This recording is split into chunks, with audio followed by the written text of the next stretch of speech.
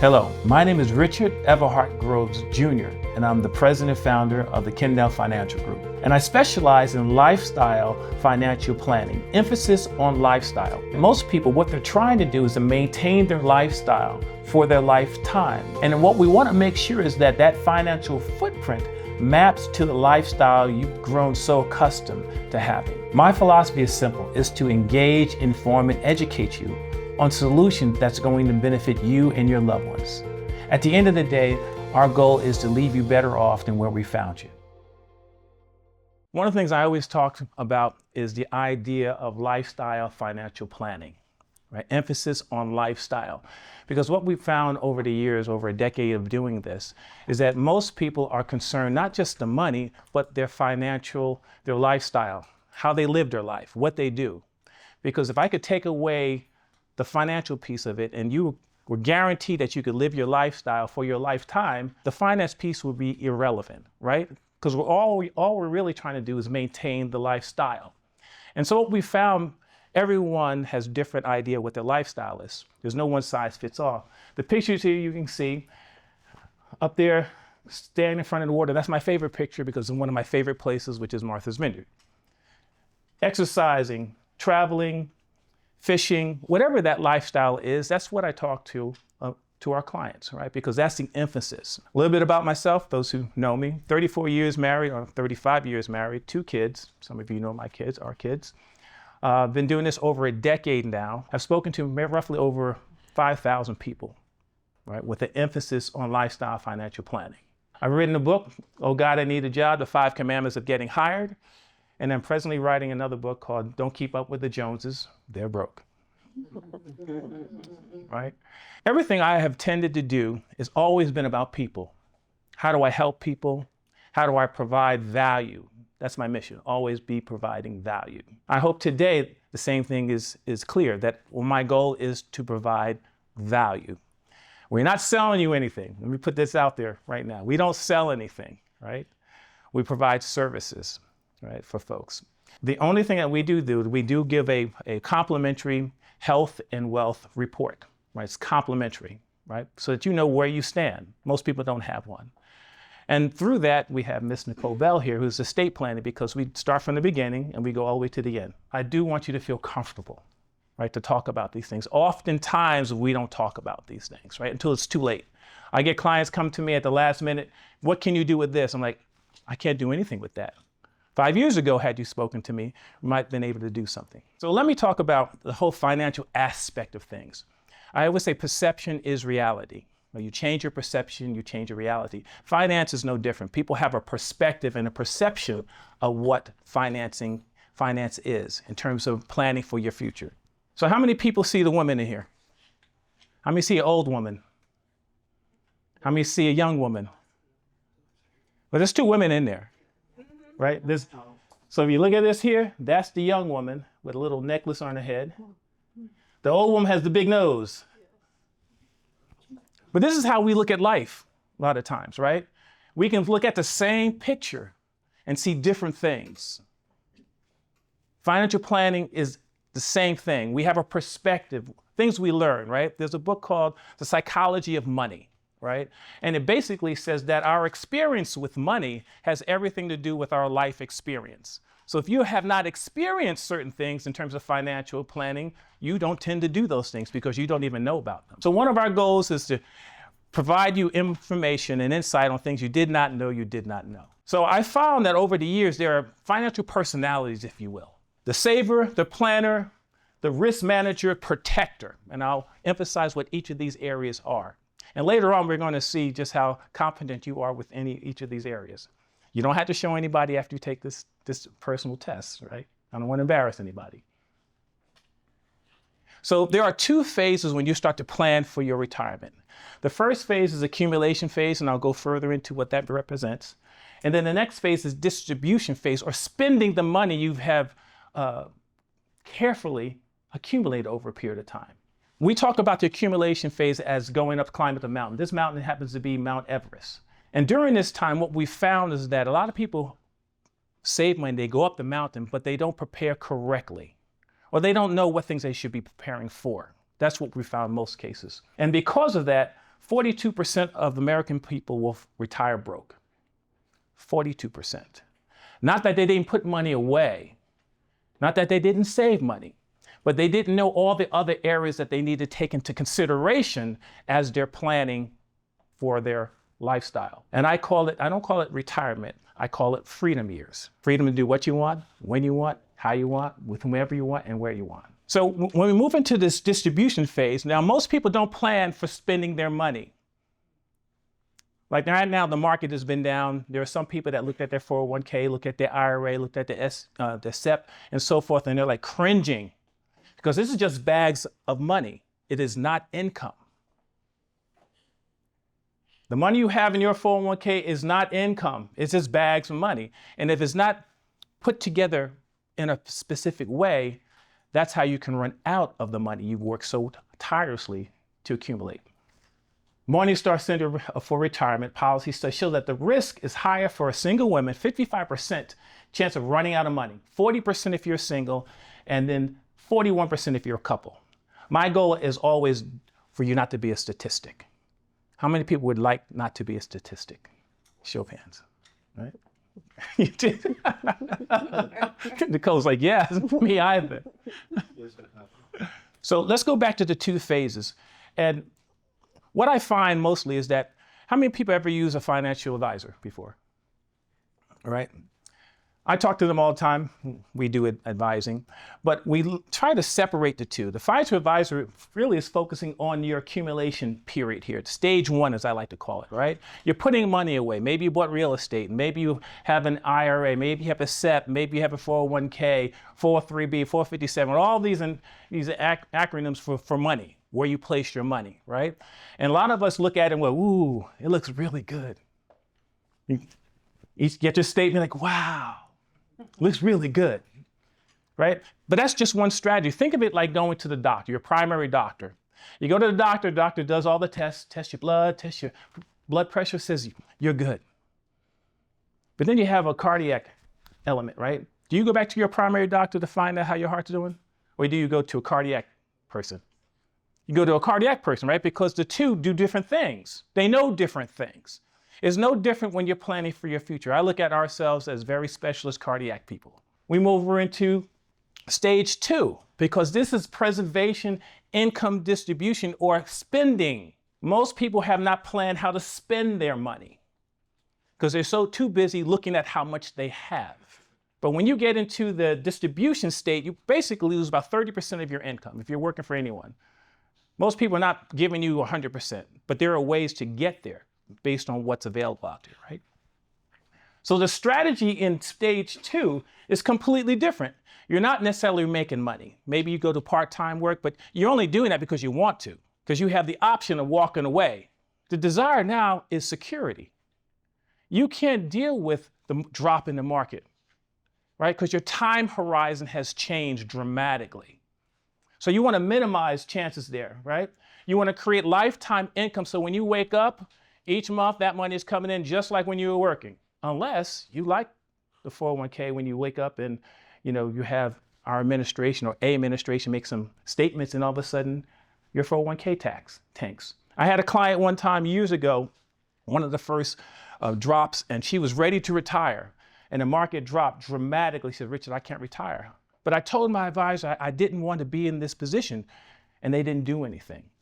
She had to work a little longer. I think 5 or so years longer. My goal is not for that not to happen to folks in here if you're paying attention. They always say knowledge is power, but knowledge is only power if you use it.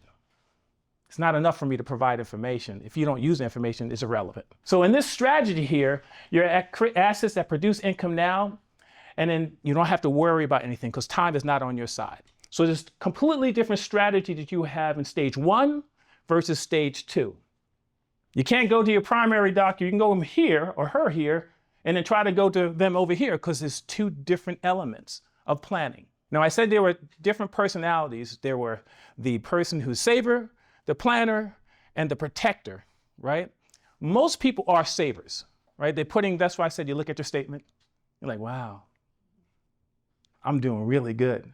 But you have not planned for the distribution. You have not planned to be the protector of your money, right? risk manager of your money over here. Because most people don't know what this looks like because they've been to an advisor and they're doing what everyone else has done. Remember the psychology of money? You only know what you know. Okay, so what do we put together for folks? I told you we do a complimentary wealth and health assessment, right? And we create what's called IDMS, or Income Distribution and Maximization Strategy. I made that up. It just sounded good, right? Everyone makes up some acronym. I made mine up. Calculated lifestyle retirement budget strategy that supports your lifestyle for your lifetime. Emphasis on lifetime and lifestyle. I have some clients. I had one client came to me and she said, Richard, I want to retire like my parents retired at 62. I said, that's great. Let's look at this health, wealth, and health report for you. You are not going to be able to retire at 62. Mm-hmm. Why, Richard? I said, because your parents worked for GM, I think was the company, for 35 years. They got a pension. They got a 401k. They got Social Security. You don't have those things. And the woman stopped talking to me. And I said, these are your numbers. They're not my numbers. Don't get mad at me because you asked me to do an assessment that now you can't live by. Your lifestyle, you're living higher than your lifestyle, which don't keep up with the Joneses, right? Because they're broke. This is where interesting. I talked about the planner. Most people are not planners. Why do I know that? 73% of Americans don't have a budget they follow. They have a budget, but not when they follow. How many have a budget in here? Show of hands. How many of them is written down? Everybody's like, That is the case for 65% of Americans don't have a financial plan. Not one, right? Now, the plan people think they have is their 401k statement. That is not a plan.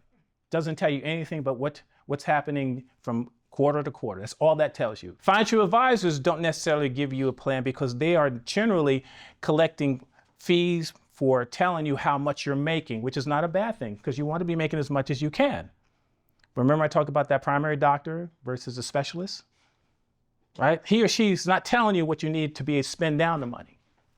There is a time period, we call it the retirement zone, 5 years prior to retirement and 5 years after retirement, which is the zone that you need to be careful of because you don't have time on your side. Time horizon is everything.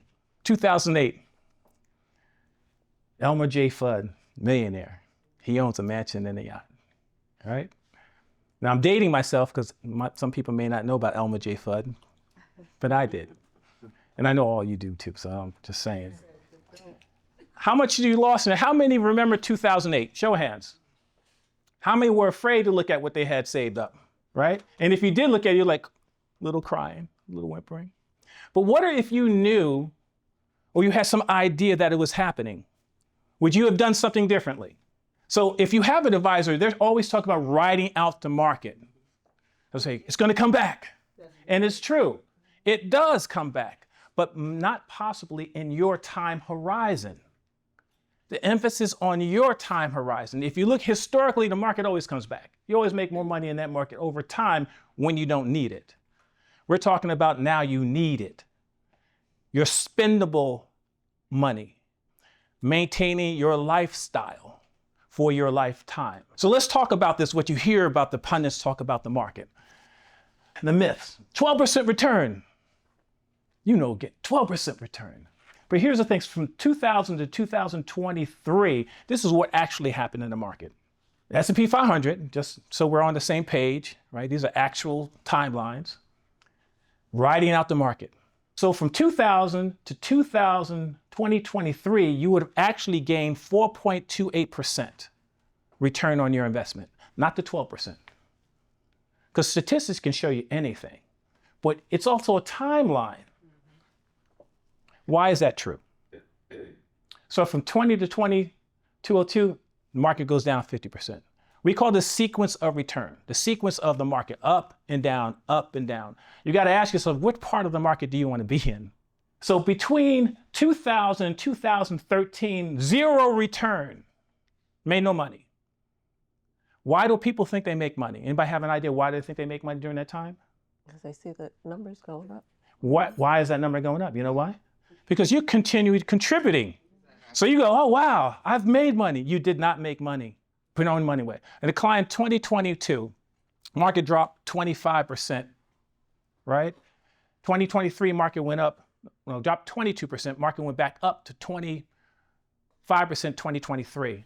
And my clients were like, wow, made no money. They're like, but I made money back. No, you did not. You just lost money. If you have 100 and you lost 23%, you know what I'm saying? You had to do 25 or 26% just to break even. And also inflation, no one talks about that. The impact of inflation. Now back then it was like 8%. So your money was worth 8% less, even though you got brought back to even. But that's not what the advisors talk about. It's gonna come back, don't worry about it. Don't worry about it, it's gonna come back. I don't like to tell people that, right? Because then I'm not being fair, I'm not providing insight of what you can do. Remember I said that what would you do if you knew the market was gonna change? Now they're talking about there's gonna be a recession now. I'm pretty sure if you've been following the news, talking about recession coming up. But here's what this has happened since 1929. This is getting to 1920. 16 bear markets, meaning the market has tanked 16 times since 1929. These are the fundamentals they actually know, statistically. So if you're planning accordingly, you start to put things in place that's going to help you, particularly as you get closer to your retirement time or your freedom years. So roughly every 5 years this occurs, roughly. It lasts a year and a half. So in those 5 years, you're not making any money. And it lasts a year and a half means you're still not making any money. And it's dropping roughly 39%. How many would be happy just losing 39% of their? Would be happy? Exactly. Nobody's happy, right? But there's a way to plan for these things. When you start to go into your distribution area, you're spending down. My analogy of the cardiologist, right? They try to tell you, don't eat that. That's not good for you. Your cholesterol is a little bit too high, right? You need to do some walking. Putting on a little weight, Richard, right? That's what we look at it. We want to make sure that you're aware of these things. Now, whether you take it into consideration is all up to you. But my job is to point these things out. That's what we do. We point these things out. Remember I talked about knowledge is power. All I can do is provide insight and make you aware of this. We do have options though, right? We do make options, but there's no one size fits all. So that's why I never talk about anything specific in here, because there's no one size fits all. However, we're taking all this into consideration. A year and a half average bear market or market is down. This lost 39% of your money. 5-year average to recovery, remember, just to get back to even. So if we throw average inflation in about 3%, you're losing money every year. So you get back to even, 6.5 years average gain, 0. But you just lost 3%. So if you had 100% back and you know the inflation is in there, it's 97%. It's not 100%. The worst case scenario sometimes when people talk about in their freedom years is I hear the idea of I'm on a fixed income. Fixed income is a kiss of death. Why is that? Inflation, sequence of return, all these things impact. I had one client says, Richard, I just don't want to eat cat food. Show me how not to have to eat cat food.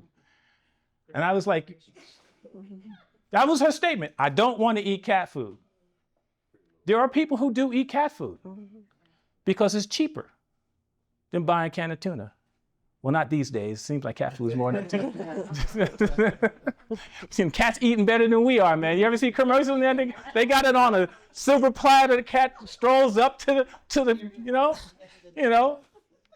The cats eat better than we do.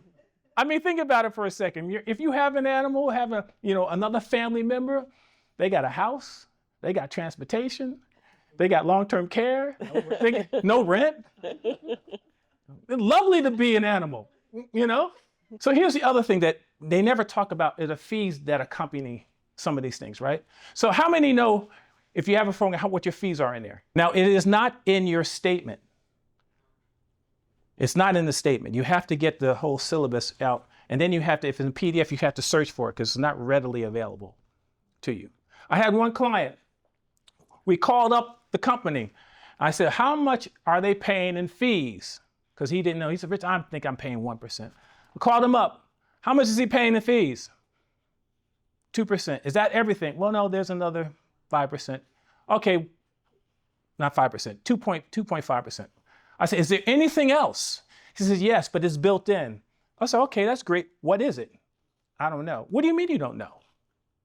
We literally called up the carrier. How much are they paying? So he's probably paying 3%. 3% is a lot, and I'll show you what that represents. So this was done, typical 1% advisor fee, 1% money manager fee, average mutual fund, and the mutual funds always lose money, by the way. Those who don't be fooled. It has 97% of the time it doesn't keep up with the S&P 500. 97% of the time. I'm just saying. Average trading cost, 1.4% hidden cost when you trade mutual funds. Anytime they make a buy or sell, you're charged. Average cash drag they talk about. So the average could be up to 5.5% in fees. In fees. Now you're wondering, how much is that to me? So here's what this actually looks like over a period of time. Now we're going back to 99 to 2013 when people were losing money. And so you have no fees, you put $1 million in there. Oh, wow, I got $1.5 million in with zero fees. There's no place that charges zero fees, by the way. I don't care what they say. They're not in business not to make money. I don't care who tells you that that's not true. They're making money somehow. You hear I'm Fisher on the team. We don't charge them. We're fiduciaries. They're charging money. There's no way. They can't stay in business unless they're charging something. So one value of 1% over this time period, 13 years, on just 1%, you would have paid $210,000 in fees. Now, they all charge fees. So, okay, it's not bad if they're making you money, right? Because that's what they're there to do, make you money or at least stabilize it. But a lot of this depends on your time horizon, right? You don't want to be in an aggressive position as you move into your freedom years.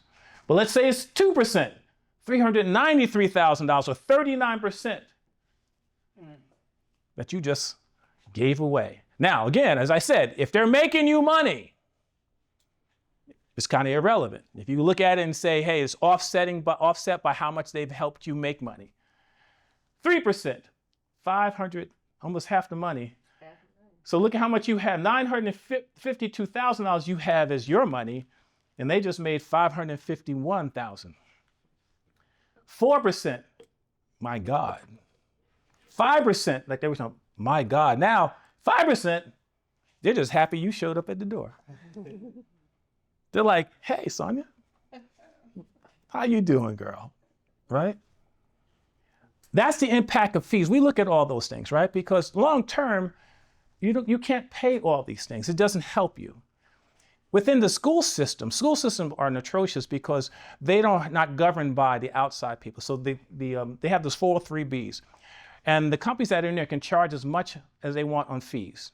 They're not regulated. ERISA was the government body outside of the company that regulate this, but it's not in the school system. So here's what we look at when we look at financial footprints, right? Our goal always is to minimize everything. We don't want people to lose it all. That's our really goal. Don't want people to lose money at all, right? Particularly when you get into your freedom years. So we'll have people say, okay, if a 50% loss, this is how long it takes you to get 500,000, you got to make 500,000 back to get back to 100%. I'm not going to go through all these things here, but you can see in the red, the timeline it takes you, how much you need at 20% loss, you need 25% back just to get back to even. Again, we're not taking into consideration inflation, sequence of return, all these things here. The golden rule is 5 to 10%. Why? Because it's easier to get back, 11%, 9%, 12%. Those numbers are easier to get back, but people are greedy. People looking at, we've had the biggest boom in the market in the last 10, 15 years, right? And everybody loves it until they don't.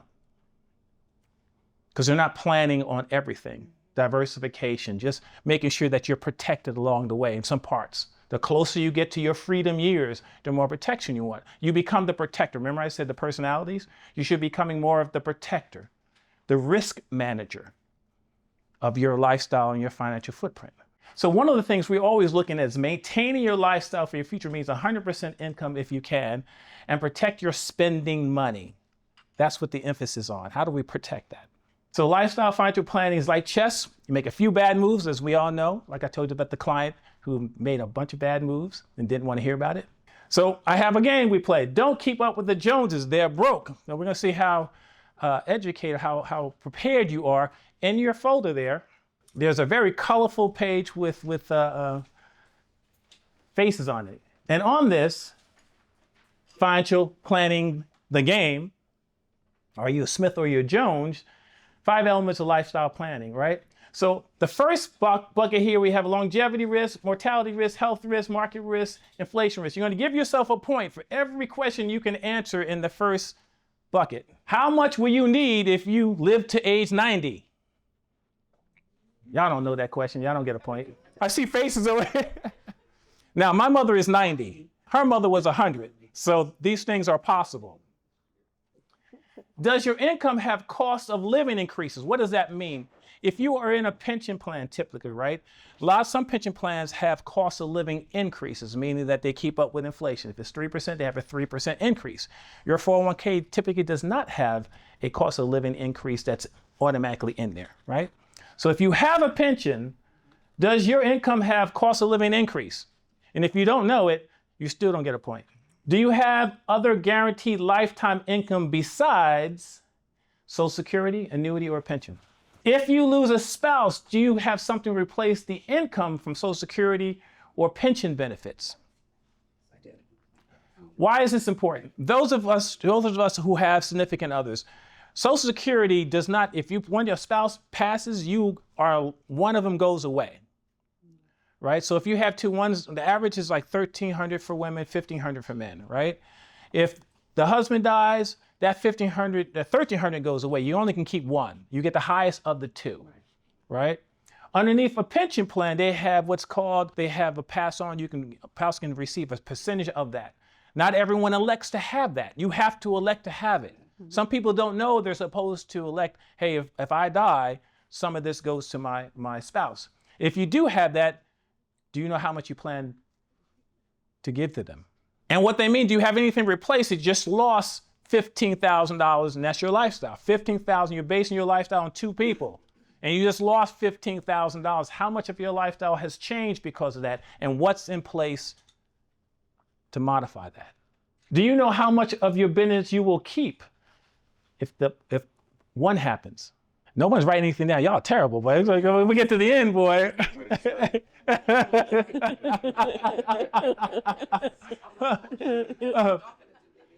Do you know what percentage of people over 65 will have a health event? What is the average stay in long-term care facility? Give yourself a point if you have an idea. Do you have a long-term care benefit? Nobody has long-term care benefit. Y'all in trouble. Do you know what percent of Americans will retire broke? You should know this because I told you earlier. Will your income be affected by market losses or sequence of return? Okay, you got to give yourself a point. Does inflation have an impact on your buying power in the future? There we go, give yourself a point. Or 2 points. The last two are 2 points, yes. Does inflation matter? Yeah. Okay, I gave you all the easy ones last year. Do you have a strategy to mitigate the impact of inflation? All right now, so add up your score. Are you woefully unprepared? Not too unprepared, somewhat prepared, reasonably prepared. I got this.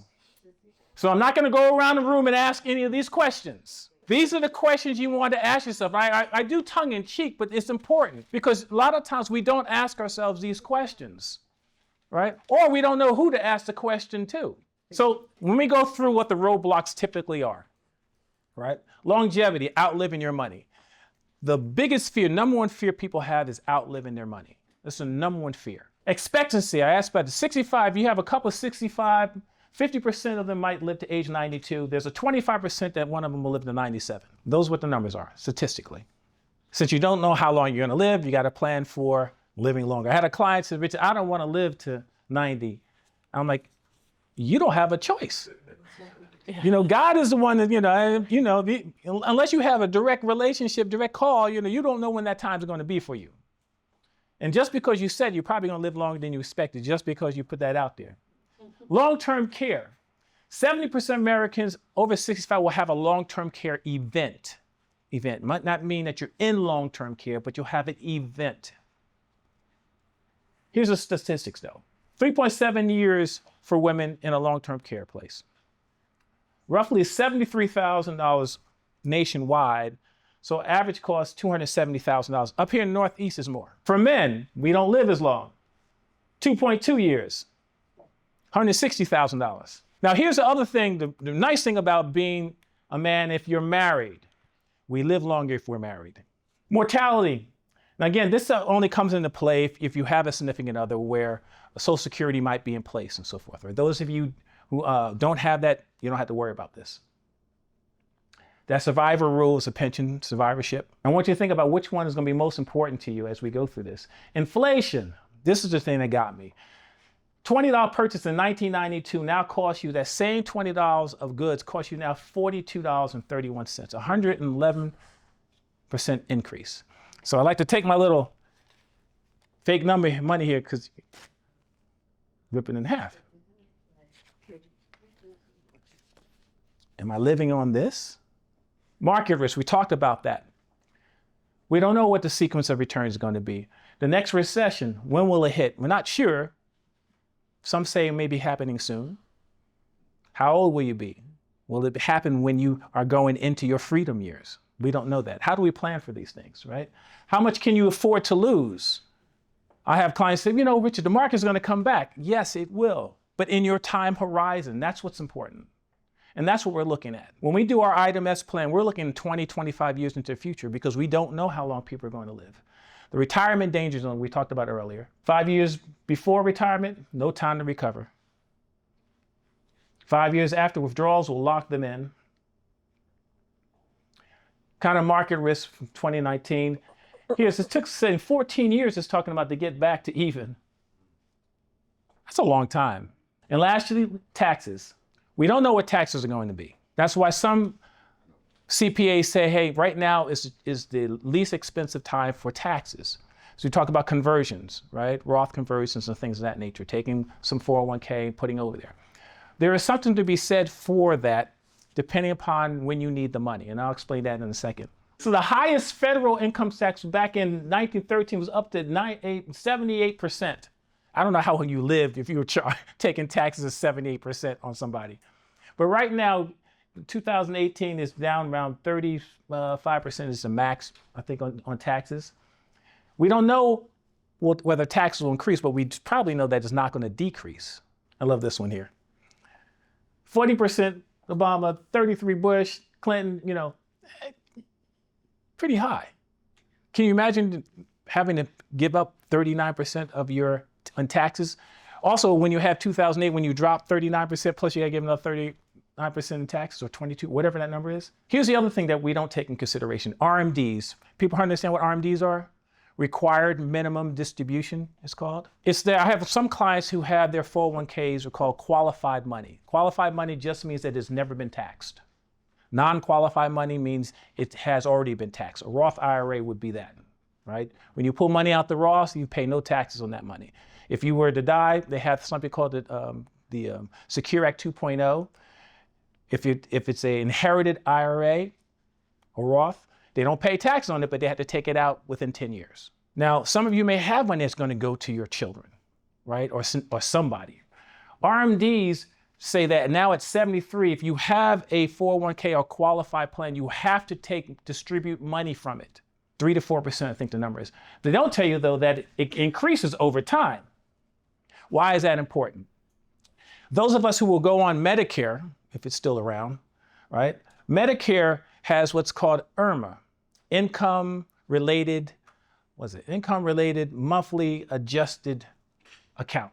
I'm probably messing up the acronym. All that really means is that when you start you're out with a Medicare, it's a certain price for Part B and Part D. Part D is your prescription drugs, and Part B is, right? Roughly $173. If you make over $106,000 as an individual, and all of a sudden you have to take your RMDs, your account that you did not have to use, that 401k you did not have to use, you take that money out, and now it pushes you past $106,000. Now your Medicare goes up. The real point of this is that IRMA says that if you make over $106,000, all of a sudden your Medicare cost goes up, monthly cost. And it's for 2 years. Let's say that you had to pull money out, then your money ran out. You have 2 years to go back before it goes back down again. So as a couple, it's $212,000. But most people don't know this. All of a sudden, their Medicare bill goes up, and they're like, what the? It's because now you're taking money out of that 401k. You didn't know that you had to pay this extra money. Also, now maybe that 401k money you're pulling out has pushed you into another tax bracket that you didn't expect. Because everybody's looking at the statement, ooh, it's, right?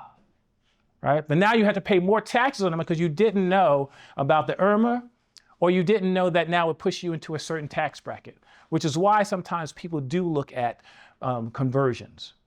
If I wanted to leave it to a family member, my kids or so forth, right? Because now that's another challenge. You're going to talk about pieces like that. So this is one of the things we look at also, right? In summary, I'll give you an idea of one of the clients. They were retiring at 70, 63. So Mike wanted to retire at 70, Robin at 66. The COLA, cost of living adjustment, Social Security has that. So every year you do not take Social Security after 62, it increases by 8%, right? 50% of the population takes Social Security at 62. 50%, right? The challenge is they have provisional income. What does that mean? That means if you make over $22,234, I believe that's the number, has changed. Any $2 over that, Social Security holds back $1. So let's say, hey, I'm in my freedom years, I'm done. Give me my daggone money. And then you take on a side hustle, right? That's paying you more money. And you're like, I got my Social Security, I got my side hustle, and the side hustle starts to do really good, and it increases past that number, Social Security starts pulling money back. That's why they say, when we look at it, is it your benefit to take it sooner or later, depending upon where you are. So provisional income doesn't impact you. So we looked at Mike's Social Security, we looked at Robin's, we looked at his fixed income 401k, we put something in place that would guarantee him lifetime income and increase over time. He still had another IRA brokerage account. We estimated that, at some time in the future, he has to take it out at 70 in order to keep his income. He wanted to have that much income. And then we had something in place for an IRA we're going to use for long-term care, right? We have some solutions out there that will guarantee long-term care is in place. In Robin and Mike's case, this really worked out, right? They're not a Jones. But let me just give you a comparison. Jones is on the left, Smith's on the right. Just giving an example, right? Working, $10,000 a month, 401k contribution, Social Security, lifetime income drops to half, right? Because they're the Joneses. They're looking good, driving what they want to drive, not taking into consideration the freedom years. How do I continue that? They still have these costs over here: mortgage, car note, credit cards, healthcare, other living expenses. They're broke. Now they're making money, but they're broke. Smiths, on the other hand, salary, Social Security, same amount, but they put together in their lifetime income, created this other income there, had a tax-free 7702, which is a cash valued life insurance that they can pull money out for income later on. That's tax-free, by the way. Move down here, your costs a little bit less, $3,800, they're still ahead of the game. They're not broke.